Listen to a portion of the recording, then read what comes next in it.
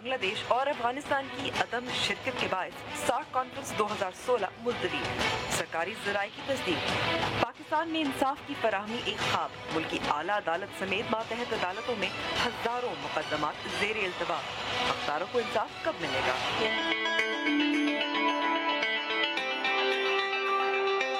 اور ڈاکٹر بہویں اب کریں گی انٹرنیٹ کے ذریعے علاج۔ السلام علیکم and welcome to News Wise, میں ہوں امبر شمسی۔ پاکستان میں 12 سال بعد سارک کا اجلاس منعقد ہونا تھا اور انڈیا کے سفارتی گھیراؤ کی وجہ سے ملتوی ہو گیا ہے۔ یہ بھی یاد رکھنے کی ضرورت ہے کہ سارک کے گزشتہ 30 برسوں میں اس کے 11 اجلاس سیاسی تنازعات کی وجہ سے نہیں ہو پائے۔ ایسا فورم جس کا مقصد خطے میں معاشی تعاون میں اضافہ تھا، پاکستان اور انڈیا کے ٹھنڈے گرم تعلقات کی وجہ سے یرغمال رہا ہے۔ ایک طرف انڈیا پاکستان کے پانی کو روکنے کی کوششوں میں لگا ہوا ہے اور ظاہر ایسا ہو رہا ہے کہ خطے میں پاکستان کو تنہا کرنے کی کوشش بھی کر رہا ہے۔ اس کے علاوہ پروگرام میں تفصیل سے بات کریں گے انصاف کی فراہمی پر۔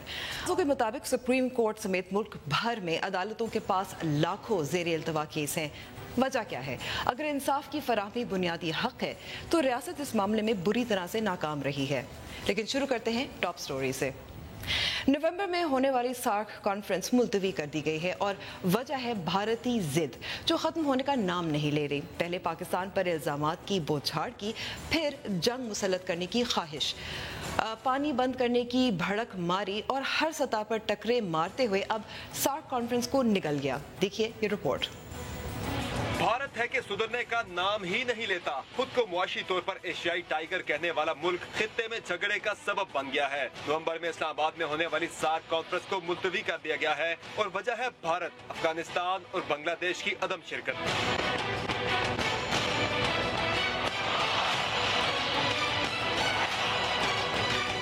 وہی بات ہوئی، نہ کھیلیں گے اور نہ کھیلنے دیں گے، کیونکہ سارک چارٹر خطے کے باہمی دلچسپی امور پر بات کرنے کی اجازت دیتا ہے، نہ کہ دو طرفہ معاملات پر۔ تو پھر بھارت کی سارک سے لڑائی کیوں؟ معاشی طور پر قدرے مستحکم بھارت نے خطے میں معاشی اثر و رسوخ استعمال کرتے ہوئے سارک کانفرنس میں نہ صرف خود شرکت سے انکار کیا بلکہ بنگلہ دیش اور افغانستان کو بھی دباؤ میں لے آیا۔ پاکستانی وزارت خارجہ کے ذرائع نے کانفرنس کے ملتوی کیے جانے کی تصدیق بھی کر دی ہے۔ بھارتی وزیر اعظم نریندر مودی پہلے اقوام متحدہ میں پاکستان کا سامنا کرنے سے بھاگے، اب سارک کانفرنس سے بھی راہ فرار اختیار کر دی ہے۔ بھارت کی خطے میں اجاراداری اور ٹھیکیداری کیا پاکستان کو سفارتی طور پر کمزور کرنے کی کوشش ہے؟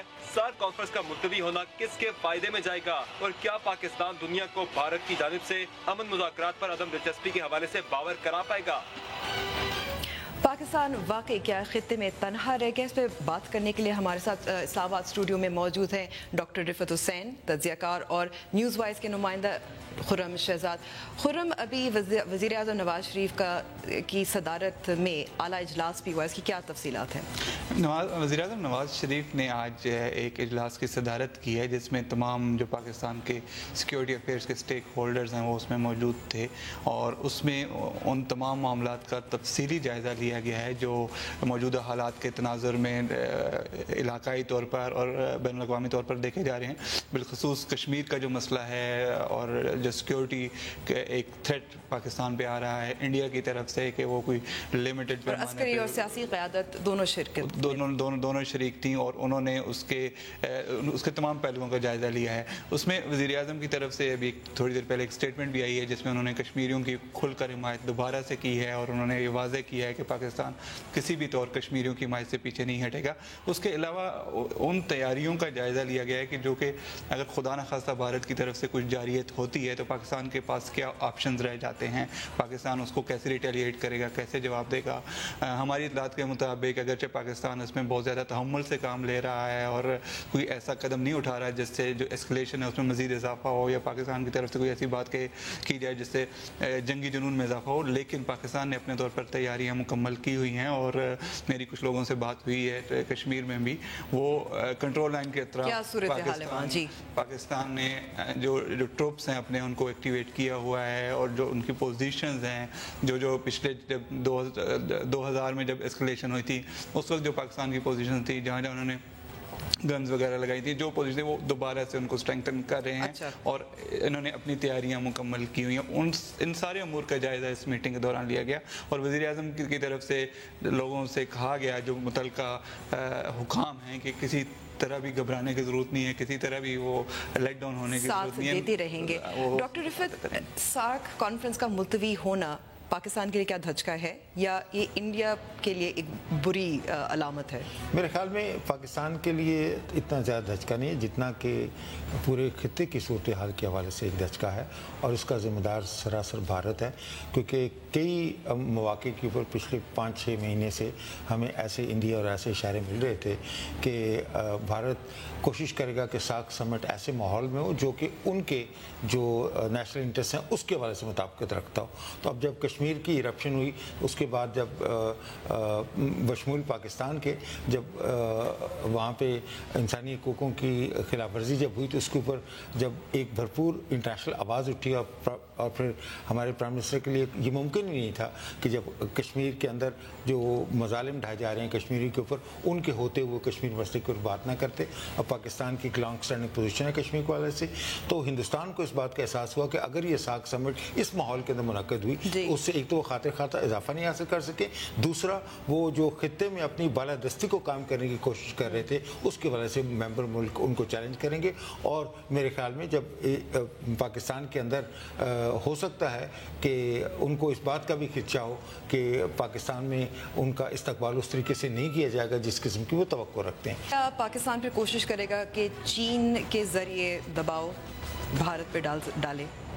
देखिए, चीन का जब तक उनके अंदर सार्क के अंदर एक फॉर्मल मेंबरशिप नहीं होती, ऑब्जर्वर स्टेटस है, तो वो मेरे ख्याल में चीन की आवाज़ जो इतनी ज़्यादा नहीं सुनी जाएगी। लेकिन पाकिस्तान के दूसरे मुल्कों के साथ मिलकर, ख़ासतौर पे श्रीलंका और जो बाकी के मालदीव वगैरह मुल्क हैं, वो छोटे मुल्क हैं लेकिन हर मुल्क का एक अपना एक वोट है, उसके वाले से पाकिस्तान जो है इसकी जितनी भी मज़म्मत करेगा। और पाकिस्तान को मेरे ख्याल में ये कोशिश करनी चाहिए कि जितनी जल्दी हो सके वो इस कॉन्फ्रेंस की पोस्टपोनमेंट की वजह से हिंदुस्तान को एडवांटेज मिलने के बजाय पाकिस्तान इस बात पे मुसर रहे कि इनका जितनी जल्दी हो सके सार्क के इजलास का दोबारा इनेकाद पाकिस्तान का करवाया जाए। तो देखते हैं कि मोदी साहब अपनी जिद पे किस हद तक कायम रहते हैं। तो मेरे ख्याल लेकिन एक बात तो जाहिर है दुनिया देखेगी कि भारत जंगी मूड में है, लेकिन दूसरी तरफ ये भी लगता है कि पाकिस्तान खित्ते में कम से कम तनहा तो रह गया है ना, कि अगर भूटान, बांग्लादेश, नेपाल ये सब भारत की बातें मान गए हैं। लेकिन उसके अंदर आप ये भी देखिएगा कि अगर आप बायलैटरल पाकिस्तान के जितने भी तल्लुकात हैं अपने नेबर्स के साथ उसका जायज़ा लें,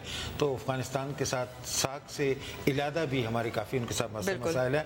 बांग्लादेश के हवाले से जो 1971 के जो वॉर ट्रायल्स कर रहे हैं उसकी वजह से, और वहाँ पर एक ऐसी शख्सियत जो है वो उनके वज़ीर-ए-आज़म हैं जो हसीन वाजिद हैं, और आपको उनकी तारीख का पता है। मेरे ख्याल में जब अगर खालिदा ज़िया अगर वहाँ पर प्राइम मिनिस्टर होती तो शायद इतनी मुख्तलिफ सूरत हाल ना होती। तो बाकी भूटान और मालदीव जो है वो तो बहुत छोटे छोटे मुल्क हैं, और नेपाल का भी हिंदुस्तान जो है वो उन्होंने लैंड लॉक स्टेट है उसके ऊपर उन्होंने काफ़ी दबाव डाला हुआ है। तो मेरे ख्याल में इसका जो लेकिन अब जैसे मिसाल के तौर पर नेपाल जो है भारत के खिलाफ प्रोटेस्ट भी हुए थे नेपाल में, जी, लेकिन उसके बावजूद भारत दबाव डाल सकता है नेपाल पर? जी, नेपाल के ऊपर दबाव डाल सकते हैं, लेकिन मेरे ख्याल में चीन का जो नेपाल के और भारत के तल्लुकात का जो रोल है उसको बड़ी अहमियत हासिल है।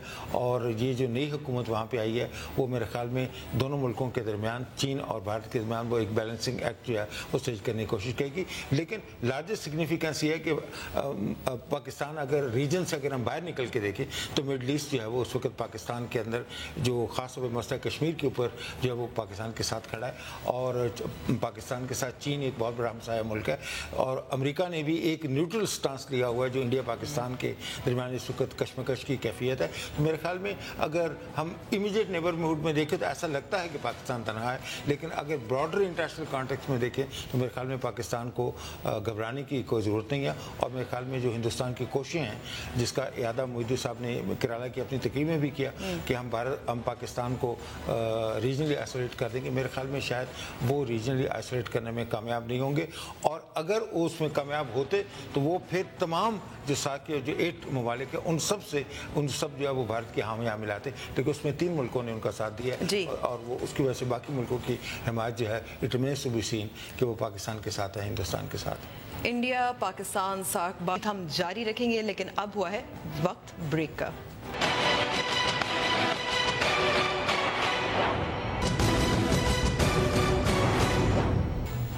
نیوز وائز میں ایک بار پھر خوش آمدید، اور بات ہو رہی ہے انڈیا پاکستان اور سارک کانفرنس کے ملتوی ہونے کی۔ لائن پر ہمارے ساتھ اس وقت موجود ہیں سابق وزیر خارجہ سردار آصف علی صاحب، بہت بہت شکریہ وقت دینے کا۔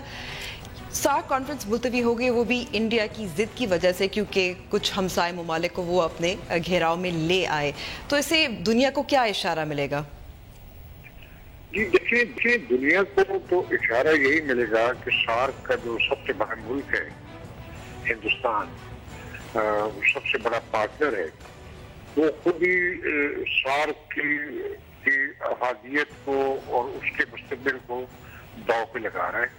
اور ایک ایسی انسیڈنٹ کے بعد جس کا پاکستان انٹرنیشنل انکوائری کی بھی آفر کی ہے، اس انسیڈنٹ کو ایک جسٹیفیکیشن بنا کے وہ سارے اس خطے کو ایک ٹرموائل میں ڈالنے کی کوشش کر رہے ہیں۔ اور پھر یہ چاہ کہ چھوٹے چھوٹے ملک، مگر ہمیں جس بات سے بڑا افسوس آتا ہے کہ افغانستان نے بھی ہندوستان کے کہنے پہ یہ سنا کر دیا ہے۔ جی، وہ تو ایکسپیکٹڈ تھا۔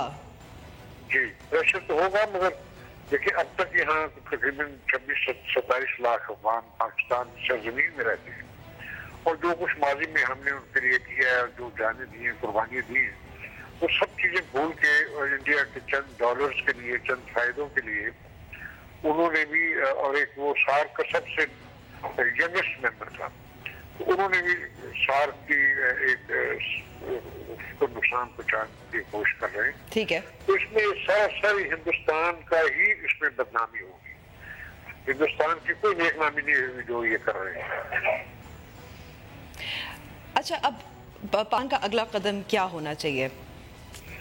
دیکھیے پاکستان اس وقت تک تو ایک بڑے تحمل سے اس کا جواب دے رہا ہے، نہ صرف حکومتی سطح پہ، میڈیا میں بھی بڑا تحمل سے جواب دیا گیا ہے، پولیٹیکلی بھی، اور جنرلی سارا پاکستان ایک تحمل سے اور بغیر خوفزدہ ہوئے اس کا جواب دے رہے ہیں۔ ٹھیک ہے، میرا خیال ہے ہمیں یہ سٹینس رکھنی چاہیے، کیونکہ اس وقت ہندوستان جو ہے وہ ایک ایکسٹریمسٹ کی لیڈرشپ میں آ چکا ہے، اور وہ سارے ہندوستان کو ایک ایکسٹریمزم اور اس قسم کی جدت پسندی میں ڈالنا چاہتا ہے۔ ہندوستان میں بھی اس کی ریئیکشن جو نظر آنی شروع ہو گئی ہے، اور یہ ہندوستان کے اندر ہی ان کے لوگوں کی یہ ضرور ذمہ داری ہے کہ وہ اس کے جو منفی ٹرینڈز ہیں اس کی پالیسیز کی وجہ سے سب سے پہلے ہندوستان کے پبلک کا، ہندوستان کے لبرلز کا، ڈیموکریٹس کا، ہندوستان میں سول سوسائٹی کا، میڈیا کا، ان کا فرض ہے کہ وہ اس کو روکیں۔ لیکن میڈیا تو دوسرا کام کر رہا ہے، وہ تو اور اکسا رہا ہے۔ جی بالکل اکسا رہا ہے، میں نے تو فیس بھی کیا ان کو، مگر اب بھی میڈیا میں ایسے لوگ موجود ہیں جنہوں نے سچی بات کی ہے، اور کشمیر کے بارے میں بھی سچی باتیں وہ کر رہے ہیں۔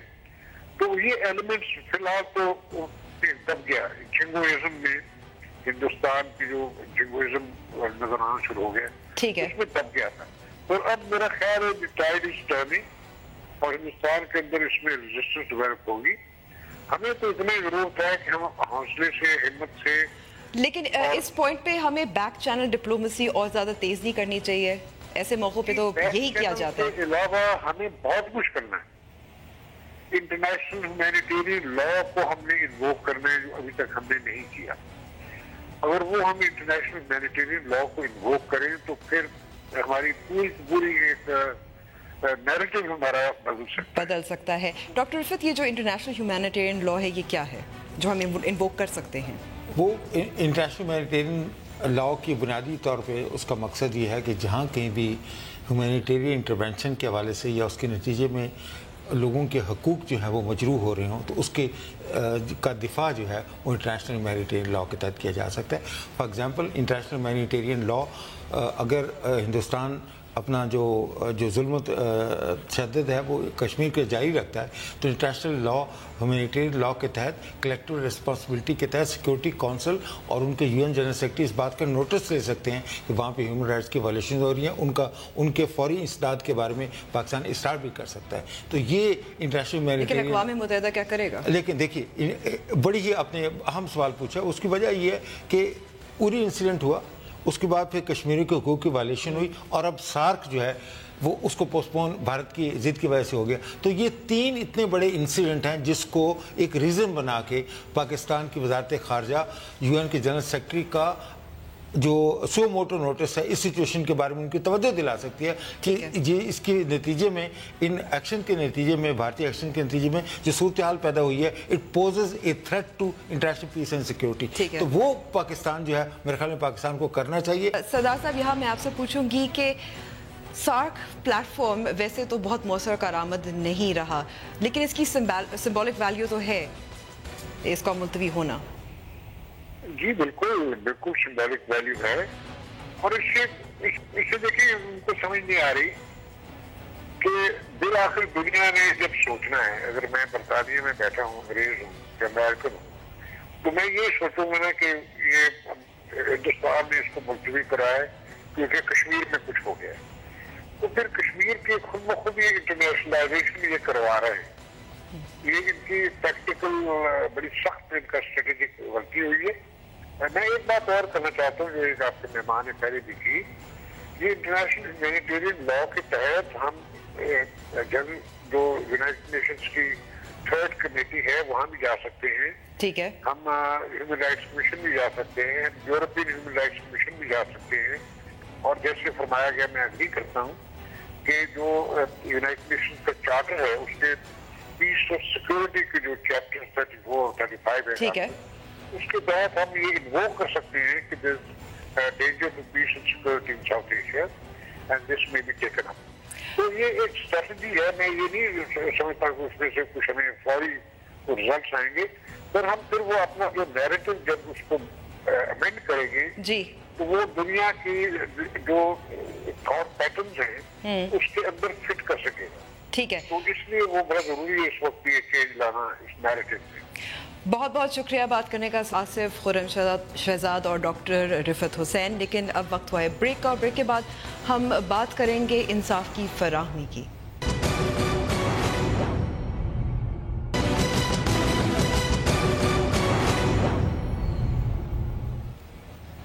न्यूज़ वाइज में एक बार फिर खुशामदीद। पाकिस्तान में इंसाफ की फराहमी एक ख्वाब है। हमारी अदालतों में मुकदमात बरसों बल्कि कई दिहाइयों तक चलते हैं, और जब उनका फैसला होता है तो साइलिन के लिए इस फैसले की अहमियत ख़त्म हो चुकी होती है, और वो तो है अदालतों के चक्कर ख़त्म होने पर शुक्र अदा करते हैं। इस वक्त भी पाकिस्तान की मातहत और आला अदलिया के पास हज़ारों मुकदमात ऐसे हैं जो कई बरसों से ज़ेर इल्तवा हैं। हक़दारों को इंसाफ की अदम फराहमी और गैर मुअस्सर और सुस्त अदालती निज़ाम के हवाले से देखिए खुर्रम शहजाद की ये खुसूसी रिपोर्ट।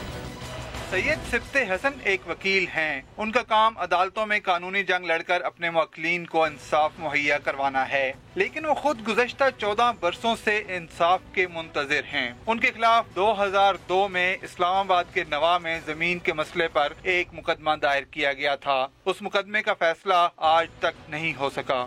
14 साल हो गए इस मुकदमे को, तो अभी तक कोई डिसीजन नहीं हुआ। 14 साल गुजर गए, 14 साल और गुजर जाएंगे, शायद मेरी ज़िंदगी में इसी तरह गुजर जाएगी और ये हल नहीं होगा। घर पे जाएं तो वाले साहब यही कहते हैं कि यार वकील हैं आप और एक आप अपने घर का फैसला नहीं करवा सकते। अब वो इस बात को समझते कि हमारा जुडिशल सिस्टम किस तरह का है।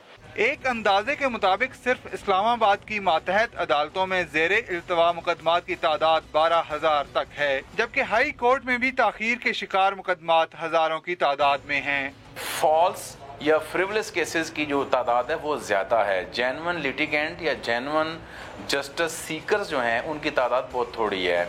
बदकिस्मती से ایک آدمی کی یہ انٹینشن ہے کہ وہ دوسرے اپنے مخالف کو کسی کیس کے اندر انگیج رکھے، اس کو انگیج رکھتا ہے، پھر اس کی کوشش ہوتی ہے کہ میں اس کیس کو چلنے نہ دوں. لوگ قانون کا فائدہ اٹھاتے ہیں دوسرے لوگوں کو خراب کرنے کے لیے. سپریم کورٹ میں 20,000 سے زائد زیر التوا مقدمات ہیں. سپریم کورٹ بار ایسوسی ایشن کا کہنا ہے کہ واضح قانونی ترامیم کے بغیر عدالتی نظام میں بہتری ممکن نہیں. ہم نے پچھلے 100 سال سے لا ریفارم ہی نہیں کیے. جو قانون میں، جو پروسیجر میں جو امینڈمنٹس چاہیے، جو ترامیم چاہیے، جو امپروومنٹس چاہیے، وہ ہمارے پارلیمنٹ نے ابھی تک اس کے اوپر کوئی دھیان نہیں دیا. عام لوگوں کے مطابق انہیں انصاف کے حصول کے لیے قانون کا نظام نہیں بلکہ رشوت کام آتی ہے. وکیلوں کو فیس پہلے وہ لے لیتے ہیں.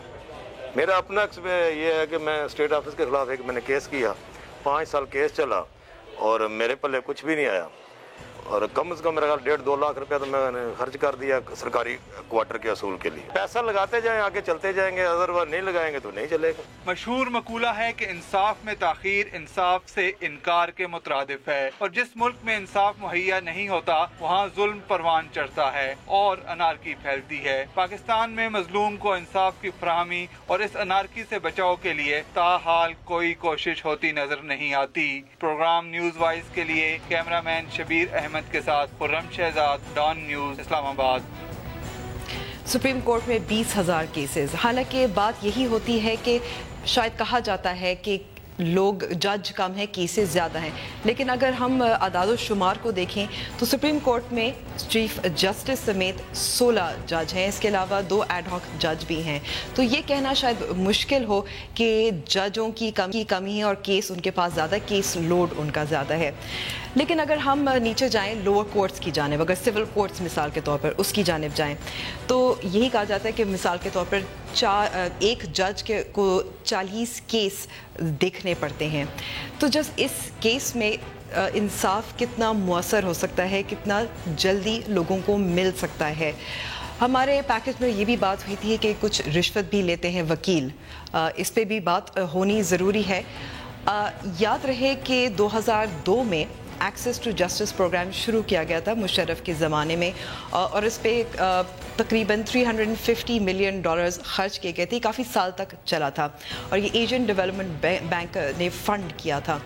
لیکن اس میں اگر یہ بھی کتنا مؤثر رہے گا ایکسیس ٹو جسٹس کا مقصد یہی تھا کہ لوگوں کو ان کی در تک انصاف کی فراہمی ان کو مل سکے.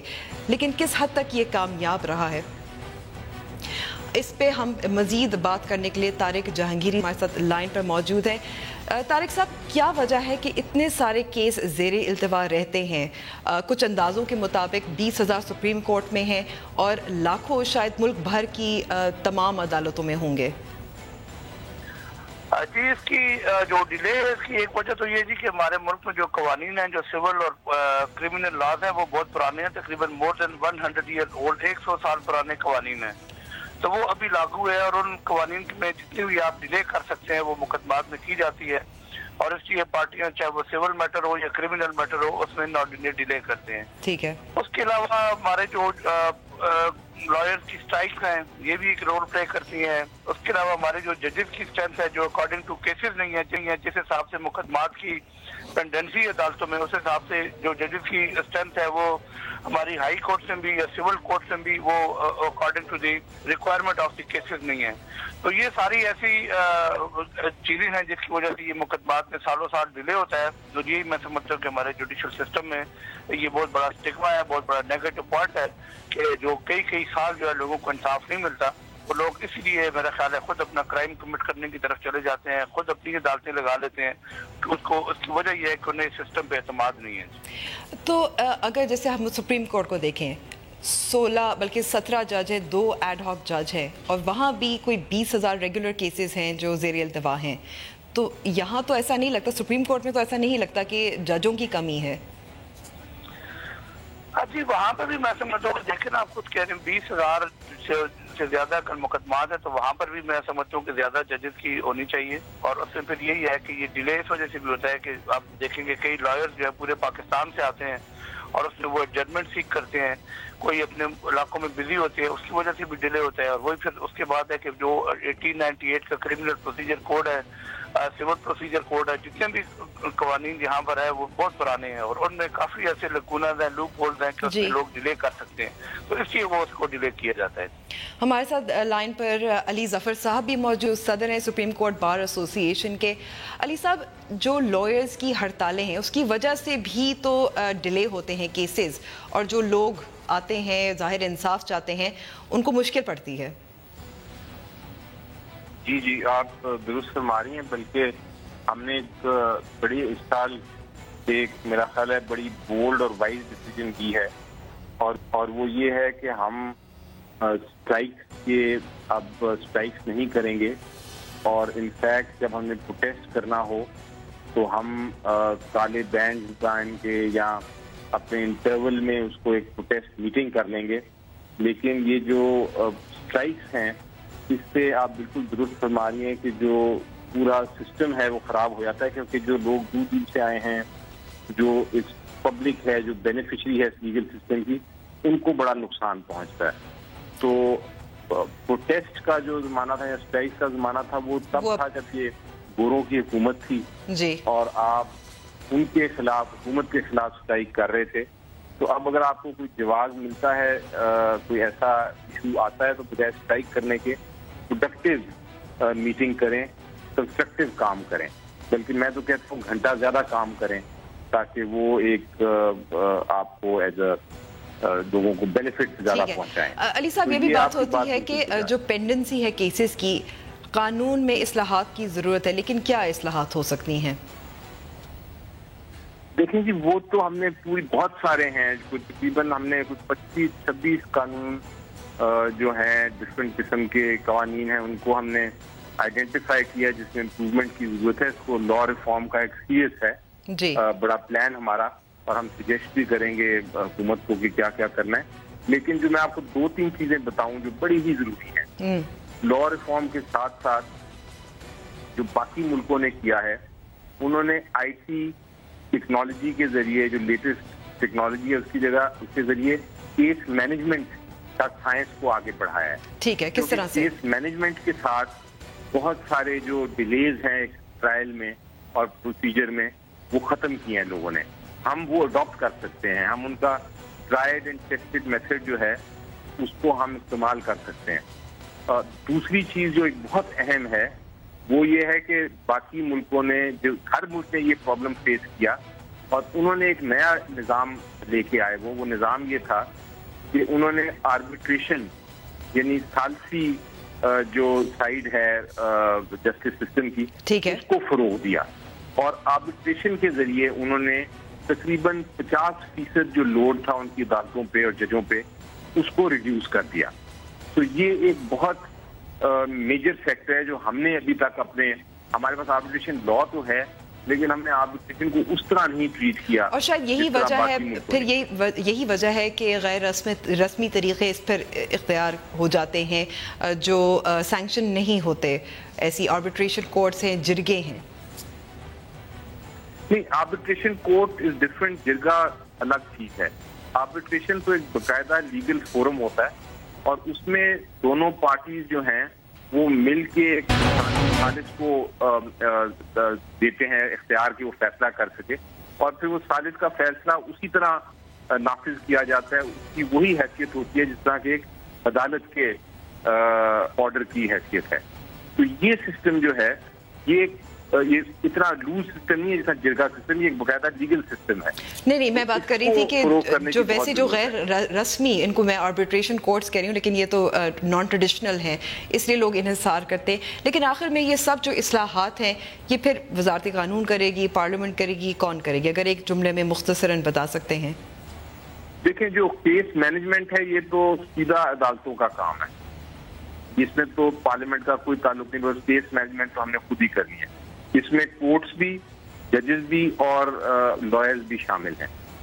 जहां आर्बिट्रेशन का ताल्लुक है, इसके लिए कानून साजी करनी पड़ेगी पार्लियामेंट को, लेकिन उसको प्रैक्टिस करना या उसको इम्प्लीमेंट करना फिर जजेस और जो वकला हैं उनको करना पड़ेगा। इसको हम सारा कुछ ब्लेम खाली पार्लियामेंट या सिर्फ जजेस या वकला पे नहीं कर सकते। ये सारी एक कंबाइंड एफर्ट होनी चाहिए। कंबाइंड एफर्ट होनी चाहिए। बहुत बहुत शुक्रिया अली जफर साहब और जहांगीर जी साहब। अब वक्त हुआ है ब्रेक का, और ब्रेक के बाद हम देखेंगे कि डॉक्टर बहुएं किस तरह से इंटरनेट इस्तेमाल करके अब इलाज कर रही हैं। न्यूज़ वाइज में एक बार फिर खुशामदीद। बेटा डॉक्टर बन जाओगी तो अच्छा रिश्ता मिल जाएगा। पाकिस्तान में तालीम हासिल करने वाली बेशतर लड़कियों ने ये जुमला अपने वालिदैन के मुंह से ज़िंदगी में एक बार तो सुना ही होगा, और अगर पाकिस्तानी प्रैक्टिसिंग डॉक्टरों के आदाद शुमार पर नज़र डाली जाए तो शायद ये बात दुरुस्त भी लगती है। हमारे मुल्क में हर साल बनने वाली डॉक्टरों में 70% लड़कियां हैं, लेकिन उनमें से 23% लड़कियां ऐसी हैं जो आगे चलकर रजिस्टर्ड डॉक्टर्स बन जाती हैं। ऐसे मसले का हल निकाला है डॉक्टर हर्ज ने। ये क्या है देखिए में। इस बात में कोई दो राय नहीं कि पाकिस्तान में सेहत का शोबा हुकूमत की अदम तवज्जो की वजह से शदीद बदहाली का शिकार है। WHO के मुताबिक पाकिस्तान का सेहत के शोबे में 192 मुल्कों की फहरिस्त में 122वां नंबर है, और 1000 की आबादी के लिए सिर्फ एक डॉक्टर मैसर है, और पसमानदा इलाकों में ये फर्क और भी ज्यादा है। और इस पर से 50% खवातीन डॉक्टर्स का डॉक्टरी को खैर बात कहना इस सूरत हाल को मजीद बदतर बना देता है। लेकिन टेक्नोलॉजी से अब इन मसाइल का हल मुमकिन हुआ। पाकिस्तान की चंद खवातीन डॉक्टरों ने डॉक्टर हर्ज नामी एक प्रोजेक्ट का आगाज किया, जिसका मकसद घर बैठी तरबियत याफ्ता डॉक्टर्स की खिदमत से इस्तेफादा हासिल करना है, ताकि पसमानदा इलाकों में रहने वाले अफराद की पहुंच मयारी डॉक्टर्स तक हो पाए। थाउजेंड्स ऑफ फीमेल डॉक्टर्स होती हैं जो हर साल मेडिकल कॉलेजेस से निकलती हैं, लेकिन फिर हमारे कल्चर बैरियर्स की वजह से वो काम नहीं कर पाती। हम उनको कनेक्ट कर रहे हैं टू द रूरल पॉपुलेशंस जहां तक डॉक्टर्स नहीं पहुंच पाते बाय वीडियो कंसल्टेशन। इस प्रोजेक्ट के जरिए अब घर बैठी तरबियत याफ्ता डॉक्टर्स मुल्क के किसी भी हिस्से में मौजूद मरीज का न सिर्फ तिब्बी मुआयना कर पाएंगी, बल्कि उसके मर्ज की तशखीस और उसके मुताबिक अद्वियात का नुस्खा भी लिख सकेंगी। जब मैं यहाँ पर आई थी ना पहले, तो स्क्रीन पे डॉक्टर देखा, मुझे अजीब लगा, ये क्या किस तरह का डॉक्टर है। अब मैं दोबारा से अभी से आती हूँ ना, मतलब कि वो डॉक्टर भी नर्स बैठी होती हैं और डॉक्टर स्क्रीन पे बात करते हैं। अब अच्छा लगता है, मतलब कि वो हमारी दवाइयाँ अच्छी देती हैं।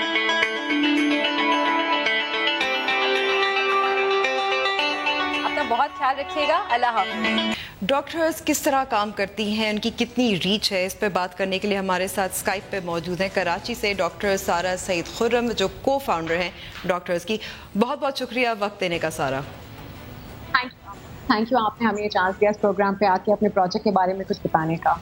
सबसे पहले तो आपको मुबारकबाद दूंगी क्योंकि आपको यूनिसेफ का अवार्ड भी मिल गया इस प्रोजेक्ट के लिए। जी, एक बहुत बड़ा ऑनर है हमारे लिए। इट्स द फर्स्ट टाइम जब यूनिसेफ ने ग्लोबल गोल अवार्ड्स शुरू किए, और फर्स्ट टाइम में ही उन्होंने इस दफ़ा वुमेन एम्पावरमेंट के ऊपर काम किया। और ऐसे कंजर्वेटिव इलाकों में ज़ाहिर है वो ख़वातीन डॉक्टर्स को ही प्रेफर करेंगी। ख़वातीन में ज़्यादातर जो निगलेक्ट होता है हेल्थ केयर, वो ख़वातीन और बच्चों का होता है, क्योंकि शायद मर्द हज़रात तो फिर भी बड़े शहरों में जाकर अपने आप को दिखा सकते हैं, लेकिन ख़वातीन और बच्चों को ये सहूलियात नहीं मैसर होती, जिसकी वजह से हकीम, क्वैक्स और अनक्वालिफाइड लोगों के हाथ में हमारा हेल्थ केयर जाता जा रहा है। तो हमने सोचा कि एक ऐसा प्लेटफॉर्म बनाते हैं जिसके जरिए घर बैठी हुई डॉक्टर टेक्नोलॉजी यूज़ करते हुए किसी तरह उस पेशेंट से कनेक्ट कर सके। और हमने सिंपली एक नर्स लोकेट की इन लो इनकम कम्युनिटीज़ में, इन छोटी आबादियों के अंदर, उसको एक लैब किया, उसको कुछ प्रोटोकॉल सिखाए, उसको एक ऑनलाइन डॉक्टर से कनेक्ट कर दिया जो अपने घर पे बैठी हुई आज कंसल्टेशन कर रही है। हमने एक क्लिनिक से शुरू किया था, आज हम 9 क्लिनिक्स में काम करते हैं। हम कराची में काम करते हैं, KPK में काम करते हैं, और अब हम पंजाब में भी शुरू कर रहे हैं। बहुत बहुत शुक्रिया बात करने डॉक्टर सारा, लेकिन न्यूज़ वाइज का वक्त अब ख़त्म हो गया है। मुझे इजाज़त दीजिए। मज़ीद तज्ज़ियों और ख़बरों के लिए देखते रहिए डॉन न्यूज़।